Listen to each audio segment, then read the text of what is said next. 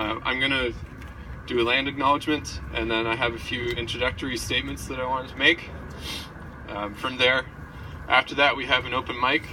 I like to invite especially youth and Indigenous folks to come up and take the mic. You're prioritized. This platform is yours.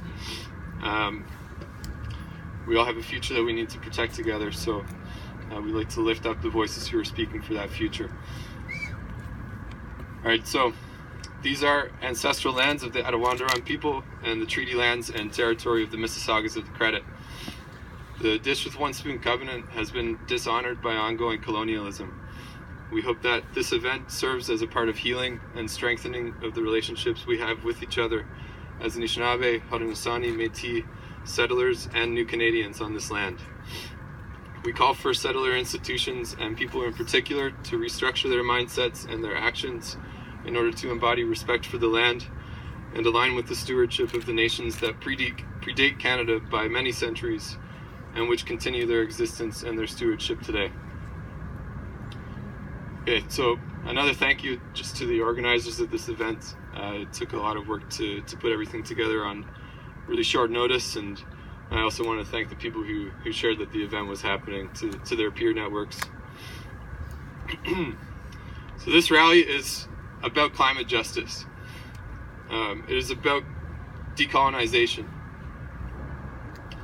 We have been told in recent reports that 1.5 degrees above industrial levels of global average temperature is our hard limit for survival and for prosperity. After that, we enter runaway warming in a positive feedback loop between the land, the oceans, the glaciers, and the atmosphere. After this 1.5 degree threshold, sea levels will rise no matter what we do. Coastal cities will be drowned no matter what we do. Drought, flooding, and unpredictability will decimate our food and water supplies no matter what we do. We have a little over a decade before that threshold is expected to become unavoidable. Scientists have predicted that if runaway warming and CO2 release continue, we have a little less than 30 years left of the simple fact of having saltwater fish in the oceans. The acidified oceans would no longer be habitat for coral reefs and clownfish, but instead would be dominated by plastic bags and water bottles. At least 10% of the global human population is dependent on fish for survival today. And we can imagine the economical and human cost that would have.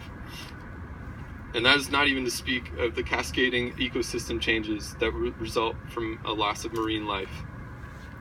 This is only one example of the consequences that we face. It is one of many that are shocking and world-changing even by themselves. There are many facts and figures that could be gone over today, but I think most of us have heard enough to be past the point of denial and into a point of anger.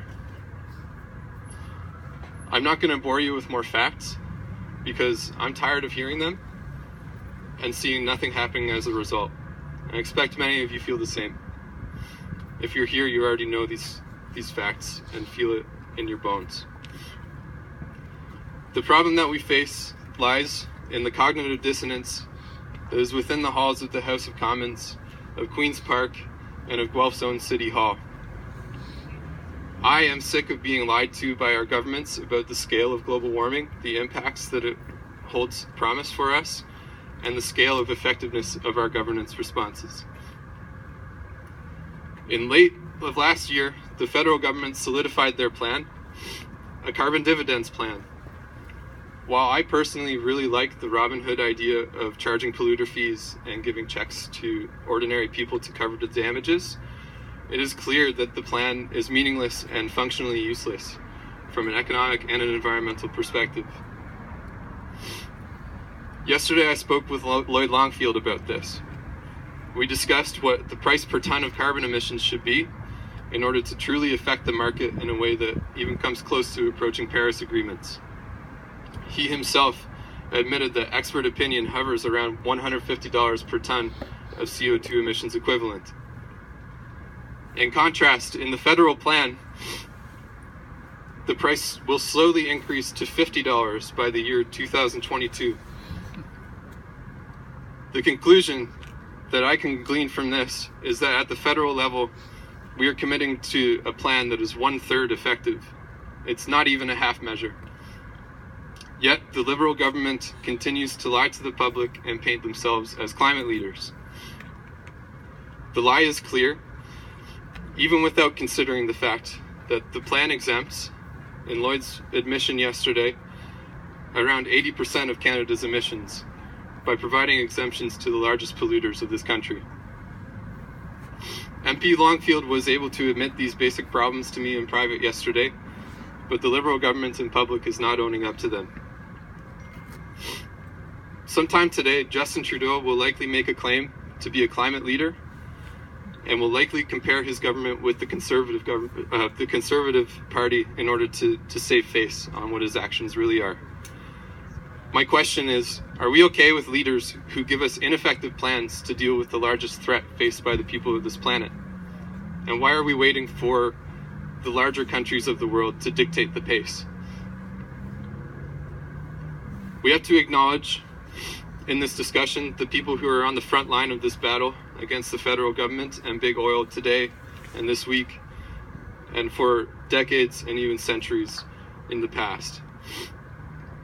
On Monday of this week, the RCMP, which was originally created as a means to subdue Indigenous populations on this land in order to allow the Canadian Empire to expand its territory, continued its mandate by breaking into and occupying sovereign territory of the people of Wet'suwet'en Nation in order to enforce the construction of a fracked gas pipeline.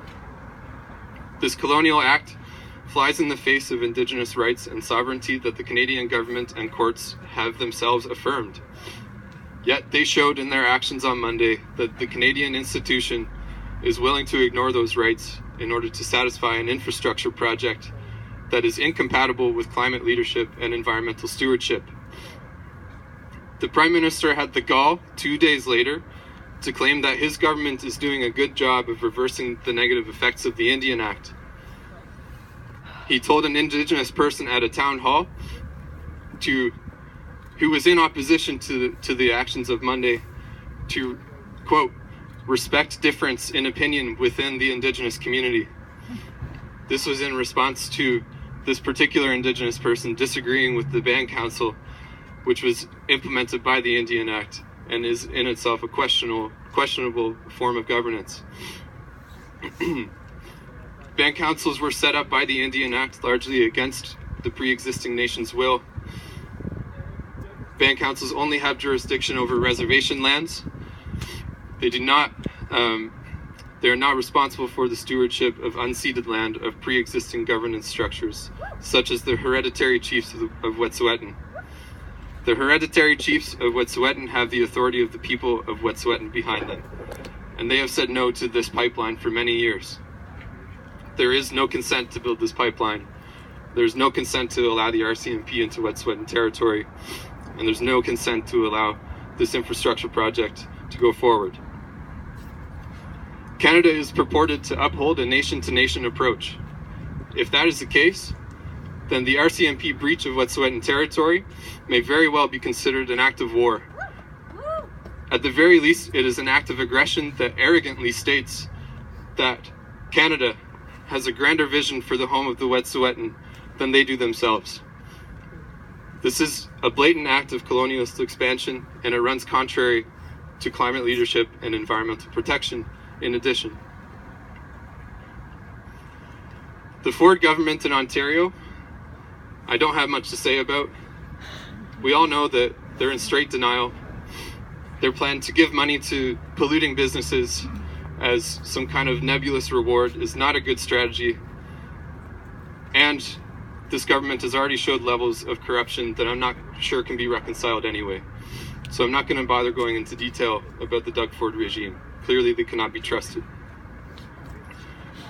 At the municipal level, I've been told that meeting the emissions commitments that City Council has already made would require blocking any new development that is not carbon neutral. and that in fact Guelph would need to have mostly carbon negative developments from here on out in order to achieve their goals by 2025. I have little faith that there is enough political will to make that happen.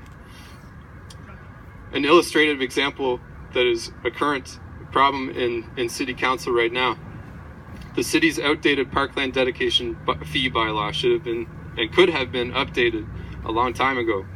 This would free up millions of dollars from developers for developing parks in tandem with new construction in the South End, parks that would become carbon sinks that are important for meeting these goals. Yet there was an alleged unruly political process that favored developers in a backroom deal and has allowed them to go forward without paying meaningful parkland fees. This is a very easy fix, in my opinion, and it should have been done at least a half a decade ago, but nothing has happened here in Guelph. My overarching point here is that at all three levels of government, we're seeing a lack of will to address climate change in an honest way.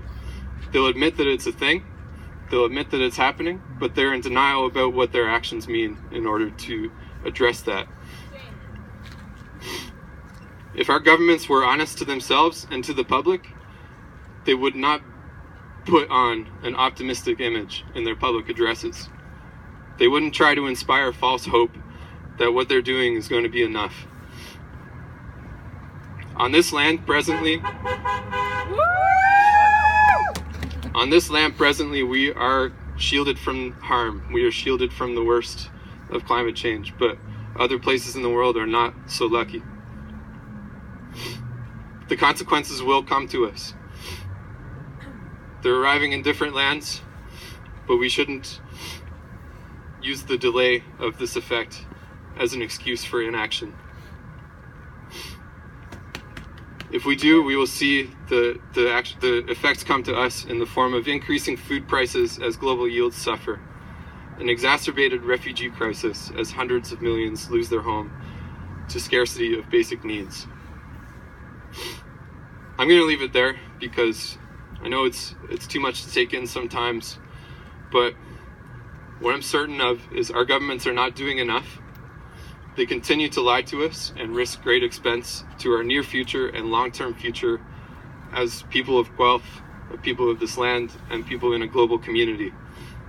I can't think of anything else really to say other than shame on them for devolving this responsibility onto ordinary people when they're the ones in power.